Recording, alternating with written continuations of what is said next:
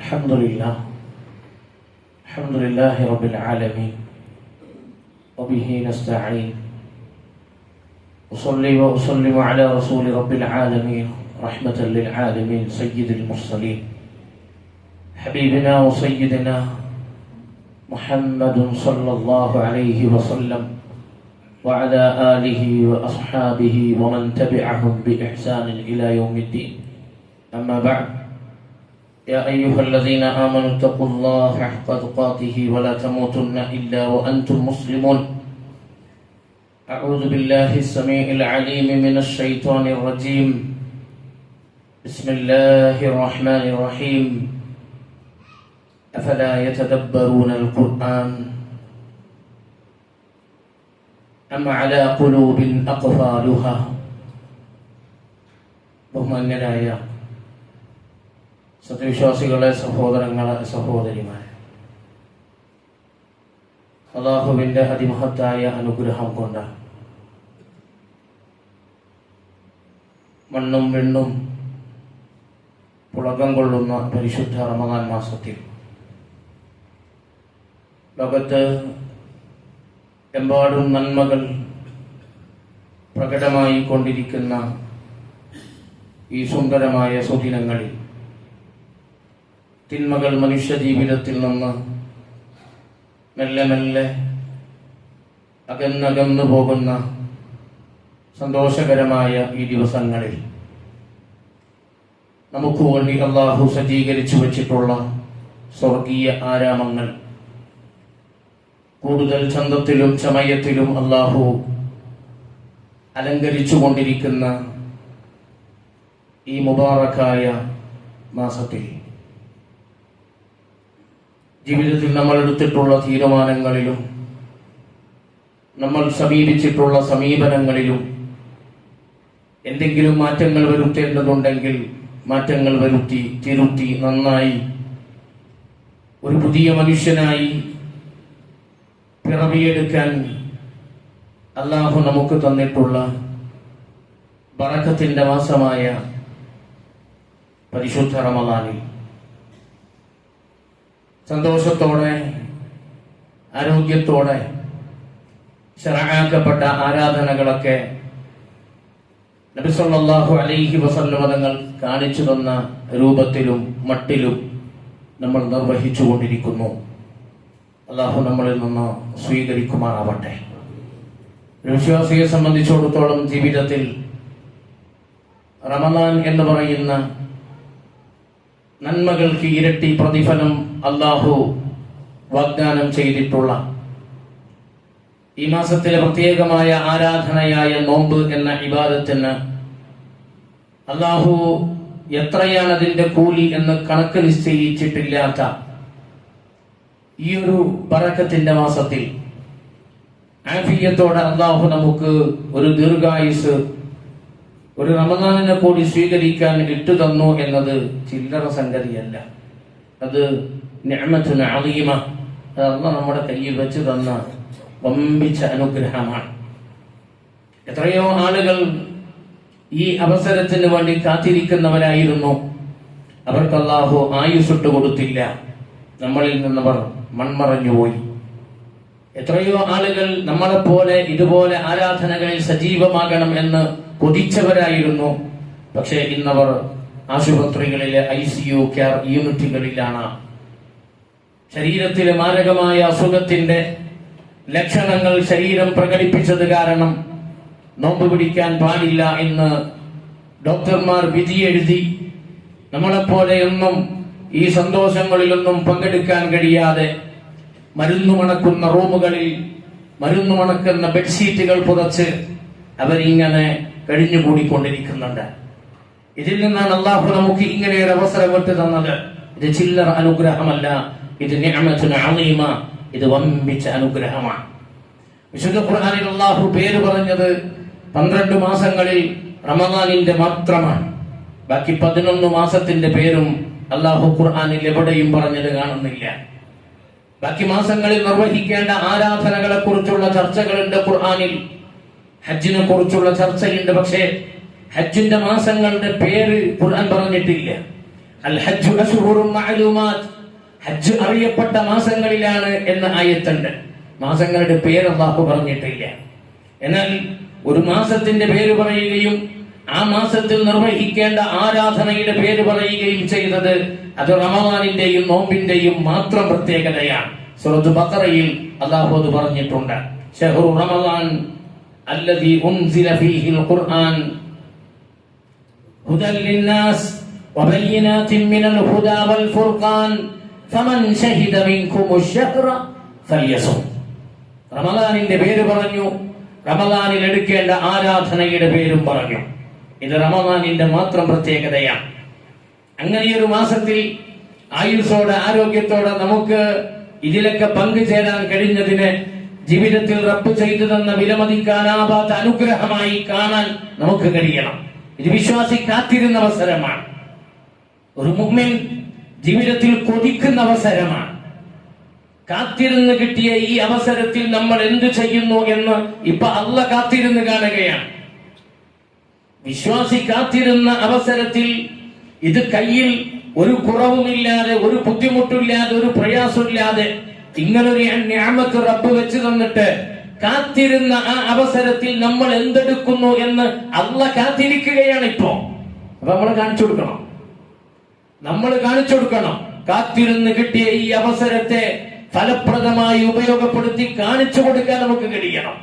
അലസന്മാരാകാൻ പാടില്ല, മടിയന്മാരാകാൻ പാടില്ല, ആവേശം ചോർന്നു പോകാൻ പാടില്ല, ഉന്മേഷം കുറയാൻ നമുക്ക് പാടില്ല.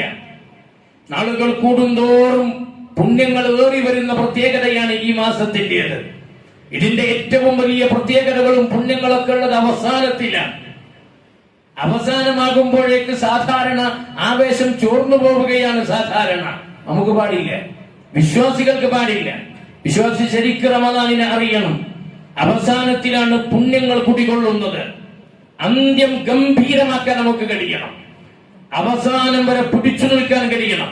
അല്ലാഹ് തന്ന അവസരത്തിന്റെ അവസാനം വരെ പിടിച്ചു നിൽക്കാൻ കഴിയണം. കാണിച്ചു കൊടുക്കണം അല്ലാഹ്ക്ക്, ഞാൻ എന്ത് ചെയ്യും. ഒരു റമദാനിൽ നീ എനിക്ക് ആയുസ്സും ആഫിയത്തും ഇട്ട് തന്നിട്ട് ആ റമദാനിൽ ഞാൻ എന്ത് ചെയ്യുമെന്ന് അല്ലാഹ്ക്ക് നമ്മൾ കാണിച്ചു കൊടുക്കണം. മഹാനായ നബി സല്ലല്ലാഹു അലൈഹി വസല്ലം തങ്ങളുടെ സഹാബിമാരിൽ ഒരാൾ ഉഹദ് യുദ്ധത്തിന്റെ മൈതാനത്ത് തലേന്ന് രാത്രി പ്രവാചകന്റെ ചെവിയിൽ പോയി ഇങ്ങനെ പറയുന്നുണ്ട്: പ്രവാചകരെ, നാളെ ഒരു ഏറ്റുമുട്ടൽ ഉണ്ടായാൽ ഉഹദിന്റെ വിരിമാറിൽ ഞാൻ എന്ത് ചെയ്യുമെന്ന് അല്ലാഹുവാണ് സത്യം, നാളെ ഞാൻ കാണിച്ചു തരാം. നാളെ ഒരു ഏറ്റുമുട്ടൽ ഉണ്ടായാൽ എന്ത് ചെയ്യും ഈ ദീനിന് വേണ്ടി എന്ന് ഞാൻ നാളെ കാണിച്ചു തരാൻ നബിയെ എന്ന് പറയുന്നുണ്ട് നബി സല്ലല്ലാഹു അലൈഹി വസല്ലം തങ്ങളുടെ ചെവിയിൽ. ഉഹദ് യുദ്ധം നടന്നു. ഉഹദിന്റെ പൊടിയടങ്ങി. മുസ്ലിമീങ്ങൾക്ക് മറക്കാനാവാത്ത പരാജയമുണ്ടായി. മുസ്ലിമീങ്ങളുടെ കൂട്ടത്തിൽ നിന്ന് അറിയപ്പെട്ട 70 നേതാക്കന്മാർ ശുഹദാക്കളായി. ആ 70 മയ്യത്തുകളും പ്രവാചകന്റെ മുന്നിൽ കൊണ്ടുവന്നു വെച്ചു. അതിൽ 69 മയ്യത്തുകളും നബി സല്ലല്ലാഹു അലൈഹി വസല്ലമ ഐഡന്റിഫൈ ചെയ്തു. ഒരു മയ്യത്ത് മാത്രം റസൂലുള്ളാഹിക്ക് തിരിച്ചറിയാൻ കഴിഞ്ഞില്ല. പ്രവാചകനൊന്നല്ല, ആർക്കും തിരിച്ചറിയാൻ കഴിഞ്ഞില്ല. ബാക്കി എല്ലാ മയ്യത്തുകളും പ്രവാചകൻ തിരിച്ചറിഞ്ഞു.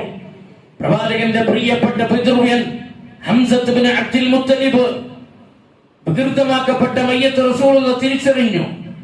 നബി സല്ലല്ലാഹു അലൈഹി വസല്ലം തങ്ങളുടെ സന്തത സഹചാരി മുസ്അബ് ഇബ്നു ഉമൈറിന്റെ മയ്യത്ത് നബി സല്ലല്ലാഹു അലൈഹി വസല്ലം തിരിച്ചറിഞ്ഞു.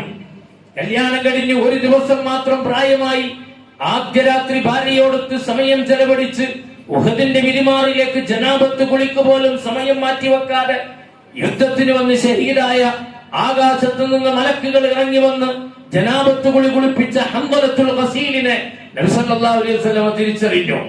ഒരാളെ മാത്രം റസൂലുള്ളാഹിക്ക് തിരിച്ചറിയാൻ കഴിഞ്ഞില്ല. ആർക്കും തിരിച്ചറിയാൻ കഴിയുന്നില്ല. ശരീരത്തിന്റെ സകലമാന ഭാഗങ്ങളിലും മുറിവേറ്റിട്ടുണ്ട്. മയ്യത്ത് ആരുടേതാണെന്ന് തിരിച്ചറിയാൻ കഴിയുന്നില്ല. അവസാനം പ്രവാചകൻ അതേ മുഴുവൻ ആളുകൾക്കും അവസരം കൊടുത്തു ആരാണതെന്ന് തിരിച്ചറിയാൻ. ചെറിയ വിരലിൽ അണിഞ്ഞിരിക്കുന്ന മോതിരം, ആ മോതിരത്തിന്റെ അടയാളം പിടിച്ച് സ്വന്തം സഹോദരി തിരിച്ചറിഞ്ഞു: നബിയെ, ഇതെന്റെ ആങ്ങളയാണ്, ഇതെന്റെ ആങ്ങളയാണ് നബിയെ, ഇതെന്റെ സഹോദരനാണ്. മോതിരത്തിൽ അണിഞ്ഞ് കൈ വിരലിൽ അണിഞ്ഞ മോതിരം അടയാളം പിടിച്ചിട്ടാണ് ഐഡന്റിഫൈ ചെയ്തത്. അപ്പോഴാണ് റസൂൽ ഓർത്തത്, ഇത് ഇന്നലെ രാത്രി എന്റെ ചെവിയിൽ വന്ന് ഇങ്ങനെ പറഞ്ഞ ആളാ. എന്ത്? നാളെ ഉഹുദ് ഉണ്ടായാൽ, നാളെ ഒരു ഏറ്റുമുട്ടൽ ഉണ്ടായാൽ എന്ത് ചെയ്യും ഈ ദീനിന് വേണ്ടി എന്ന് ഞാൻ നാളെ കാണിച്ചു തരാം നബിയെ എന്ന് പറഞ്ഞ ആളാണ്. പറഞ്ഞതുപോലെ ആക്കിയിട്ടുണ്ട്, കാണിച്ചു കൊടുത്തിട്ടുണ്ട് എന്ത് ചെയ്യുമെന്ന് ഈ ദീനിന് വേണ്ടി പരമാവധി ചെയ്തിട്ടുണ്ട്.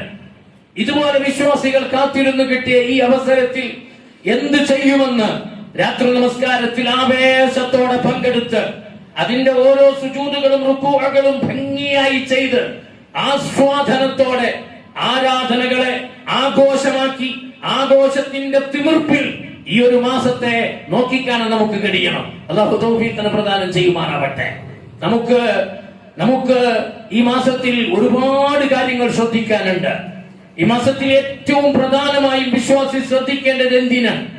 ഏറ്റവും കൂടുതൽ നമ്മൾ സമയം ചെലവഴിക്കേണ്ടത് എന്തിനാ? ആ വിഷയത്തെ പറ്റിയാണ് ചെറിയ സമയം നിങ്ങളെ മടുപ്പിക്കാതെ എനിക്ക് നിങ്ങളോട് സംസാരിക്കാനുള്ളത്. എന്തിനാണ് ഏറ്റവും കൂടുതൽ ഈ മാസത്തിൽ നമ്മൾ സമയം കണ്ടെത്തേണ്ടത്?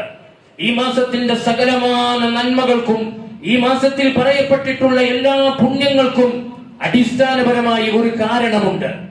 എന്തുകൊണ്ട് റമദാൻ? എന്തുകൊണ്ട് റമദാനിൽ നോമ്പ്? എന്തുകൊണ്ട് റമദാനിൽ ഇതുപോലെ രാത്രി നമസ്കാരം? എന്തുകൊണ്ട് റമദാനിൽ നന്മകൾക്ക് ഇരട്ടി പ്രതിഫലം? എന്തുകൊണ്ട് ബാബുർ റയ്യാൻ? എന്തുകൊണ്ട് ഇങ്ങനെ റമദാനിന്റെ പ്രത്യേകതകൾ പരതുമ്പോ ഒരുപാട് നമുക്ക് കാണാൻ കഴിയുന്നു? എന്തുകൊണ്ട് എന്ന ചോദ്യത്തിന് ഒരൊറ്റ ഉത്തരം മാത്രമേ ഉള്ളൂ, അല്ലദീ ഉൻസില ഫീഹിൽ ഖുർആൻ. എന്തുകൊണ്ട് റമദാൻ, നോമ്പ്, രാത്രി നിസ്കാരം, ഈ പറഞ്ഞ പുണ്യങ്ങൾ എല്ലാത്തിന്റെയും കാരണം ഈ മാസത്തിലാണ് അല്ലാഹു ഖുർആനിനെ അവതരിപ്പിച്ചത്. മക്കയിലെ ജബലുന്നൂർ എന്ന് പറയുന്ന മലയിൽ, ഗാറു ഹിറ എന്ന് പറയുന്ന ഗുഹയിൽ 40 വയസ്സോടടുക്കുന്ന പ്രായത്തിന്റെ സമയത്ത് നമ്മുടെ റസൂല് മക്ക നിവാസികളുടെ ദുസ്വഭാവവും അവരുടെ ഏറ്റവും മോശമായ സാമൂഹ്യ ചുറ്റുപാടും അത് കണ്ട് മനം മടുത്ത റസൂല് മക്കയിൽ നിന്ന് മാറി ജബലുന്നൂർ എന്ന് പറയുന്ന മലയിലെ ഗാറു ഹിറയിൽ പോയി ധ്യാനത്തിലിരിക്കുന്നു. നബുവത്തിന്റെ അവസാനത്തെ മുദ്രണം പതിപ്പിക്കാൻ ആകാശത്ത് നിന്ന് മലക്കുകളുടെ നേതാവ് ജിബ്രീൽ അലൈഹിസ്സലാത്തു വസ്സലാം ഭൂമിയിലേക്ക് ഇറങ്ങി വരികയാണ്. നമ്മുടെ റസൂലിന്റെ മുതുകിൽ നബുവത്തിന്റെ അവസാനത്തെ മുദ്രണം ഖാതിമുൻ നബുവ, നബുവത്തിന്റെ അവസാനത്തെ സീല് നമ്മുടെ റസൂലിന്റെ ഷോൾഡറിൽ പതിപ്പിക്കുന്നു. അതിന് അല്ലാഹു തെരഞ്ഞെടുത്ത മാസമാണ് റമദാൻ. അതിനല്ലാഹു തെരഞ്ഞെടുത്ത മാസമാണ് പരിശുദ്ധ റമദാൻ. അതുകൊണ്ട് ഈ മാസത്തിൽ നമ്മൾ ഏറ്റവും കൂടുതൽ ബന്ധപ്പെടേണ്ടത് ഖുർആനുമായിട്ടാണ്. ഈ മാസത്തിൽ നാം ഏറ്റവും സമയം ചെലവഴിക്കേണ്ടത് അല്ലാഹുവിന്റെ ഖുർആനുമായി സല്ലപിക്കാനാണ്. ഖുർആനുമായി ഒരു നേരം പോക്ക് ഈ മാസത്തിൽ എല്ലാ നിലക്കും നമുക്കുണ്ടാവണം. പാരായണത്തിലൂടെ, അർത്ഥം പഠിക്കുന്നതിലൂടെ, ഖുർആനിന്റെ ക്ലാസുകളിൽ നിന്ന് കേൾക്കുന്നതിലൂടെ, ഖുർആനിൽ നമ്മൾ പഠിക്കാത്ത പുതിയ സൂറത്തുകൾ ഹിഫ്ള് ചെയ്യാൻ നമ്മൾ സ്വന്തമായി അല്ലെങ്കിൽ ഏതെങ്കിലും ഒരു അധ്യാപകനെ സമീപിച്ച്, ഉസ്താദിനെ സമീപിച്ച് കൂടുതൽ ഖുർആനിൽ നിന്ന് കൂടുതൽ ശേഖരം നടത്താൻ ഒരു പ്രത്യേകമായ ഒരു ഇടപെടൽ തീർച്ചയായും നമ്മുടെ ഭാഗത്ത് നിന്ന് ഈ മാസത്തിൽ ഉണ്ടാവേണ്ടതുണ്ട്. ഏറ്റവും പ്രധാനപ്പെട്ട പുണ്യമത അല്ലദീ ഉൻസില ഫീഹിൽ ഖുർആൻ. സന്തോഷകരമായ കാഴ്ച. എവിടെ പോയാലും ഖുർആൻ ഓതുന്നവരെയാണ് നമ്മൾ കാണുന്നത്. ഏതെങ്കിലും വീട്ടിലേക്ക് നിങ്ങൾ റമദാനിൽ പോയി നോക്കി, ആ വീട്ടിലെ പ്രായമായ ഉമ്മയുടെ കയ്യിലും തുറന്നു വെക്കപ്പെട്ട ഖുർആനാണ്. നിവർത്തി വെച്ചിരിക്കുന്ന ഖുർആൻ കയ്യിൽ പിടിച്ച്, അതെ, ഏതെങ്കിലും പള്ളിയിലേക്ക് നിങ്ങൾ കയറി നോക്കിയ ആ സമയങ്ങളിൽ പോലും സഫുകളിൽ, പള്ളിയുടെ ഏതെങ്കിലും മൂലകളിൽ ഖുർആൻ കയ്യിൽ പിടിച്ച് ഓതുന്ന പ്രായമായവരെയും കുട്ടികളെയും നമുക്ക് പള്ളികളിൽ കാണാൻ കഴിയുന്നു, വീടുകളിൽ കാണാൻ കഴിയുന്നു. സന്തോഷകരമായ കാഴ്ചയാണ്. നാം ഈ വിഷയത്തിന്റെ പ്രാധാന്യം കൂടുതൽ മനസ്സിലാക്കേണ്ടതുണ്ട്. ഖുർആൻ വെളിച്ചമാണ്. ആരുടെ കയ്യിൽ ഖുർആൻ ഉണ്ടോ അവൻ രക്ഷപ്പെട്ടു. ആരുടെ ഹൃദയത്തിൽ ഖുർആൻ ഉണ്ടോ അവൻ രക്ഷപ്പെട്ടു. ആര് ഖുർആനുമായി ബന്ധപ്പെടാൻ ആര് സമയം ചെലവഴിക്കുന്നുവോ അവന്റെ കാര്യം ദുനിയാവിലും ആഖിറത്തിലും സന്തോഷമാണ്. ഖുർആനിനോട് അടുക്കുന്നവൻ വിജയിച്ചു, ഖുർആനിൽ നിന്ന് അകലുന്നവൻ പരാജയപ്പെട്ടു. ആര് ഖുർആനിൽ നിന്ന് അകലുകയും ആര് ഖുർആനിനോട് അജ്ഞത കാണിക്കുകയും ചെയ്യുന്നുവോ അവന്റെ കാര്യം മഹാ അപകടമാണ്. എന്താണ് ഈ വിഷയത്തിൽ നമ്മുടെ നിലപാട് എന്നത് നമ്മൾ ഗൗരവത്തിൽ ആലോചിക്കേണ്ടതുണ്ട്. നമുക്കൊരു പിടി നേതാക്കന്മാർ കഴിഞ്ഞുപോയി. അവരുടെ പേര് കേൾക്കുമ്പോ, അവരുടെ ചരിത്രം കേൾക്കുമ്പോ പുളകം കൊള്ളുന്നു. നമ്മളെ രോമങ്ങൾ എഴുന്നേറ്റ് നിൽക്കുന്നു. 14 ചരിത്രം ആവർത്തിച്ചു കൊണ്ടിരിക്കുന്നു അവരുടേത്. പക്ഷേ ഇന്നും പുതുമ നഷ്ടപ്പെട്ടിട്ടില്ല. ആ ചരിത്രത്തിന്റെ വായനക്ക് ഇന്നും കൈമോശം വന്നിട്ടില്ല. ആവേശമാണ് അവരുടെ ചരിത്രം. അബൂബക്കർ സിദ്ദീഖ് റളിയല്ലാഹു അൻഹുവിന്റെ, ഉമർ ഫാറൂഖ് റളിയല്ലാഹു അൻഹുവിന്റെ, ഉസ്മാൻ ഇബ്നു അഫ്ഫാൻ റളിയല്ലാഹു അൻഹുവിന്റെ, അലി ഇബ്നു അബീ താലിബ് റളിയല്ലാഹു അൻഹുവിന്റെ ചരിത്രം ആവേശമാണ് നമുക്ക് എപ്പോഴും. എന്തുകൊണ്ടാണ് അവർ ചരിത്രത്തിൽ ഇങ്ങനെ ഒരു സ്ഥിര പ്രതിഷ്ഠ നേടിയത്? എന്താണ് അവരുടെ കയ്യിലുള്ള ഏറ്റവും പ്രധാനപ്പെട്ട മുതൽ? എന്താണ്? അവർക്ക് ഖുർആൻ നന്നായിട്ട് അറിയായിരുന്നു. അവര് ഖുർആൻ പഠിക്കാൻ നല്ലോണം സമയം കണ്ടെത്തിയിരുന്നു. അവർക്ക് ഖുർആൻ അള്ളാഹു കണക്കിലധികം കൊടുത്തപ്പോ ദുനിയാവിൽ അവർക്ക് കൊടുത്ത സ്ഥാനറിയങ്ങളിൽ ഒരു നബി, ആ പ്രവാചകൻ കയറി നിന്ന മിഹ്റാബിൽ ആ റസൂൽ മരിക്കുന്നതിന് മുമ്പ് കയറി നിൽക്കാൻ ഭാഗ്യം കിട്ടിയവനാണ് അബൂബക്കർ സിദ്ദീഖ് റളിയല്ലാഹു അൻഹു. ചില്ലറ ഭാഗ്യമൊന്നുമില്ല. മതപരമായി ഒരു വിശ്വാസിക്ക് ലഭിക്കുന്ന ഏറ്റവും വലിയ ദുനിയാവിലെ സ്ഥാനാണത്. ഒരു നബി കയറി നിന്ന സ്ഥലത്ത്, ആ നബി ജീവിച്ചിരിക്കുന്ന സമയത്ത് ആ സ്ഥാനത്ത് കയറി നിൽക്കുക.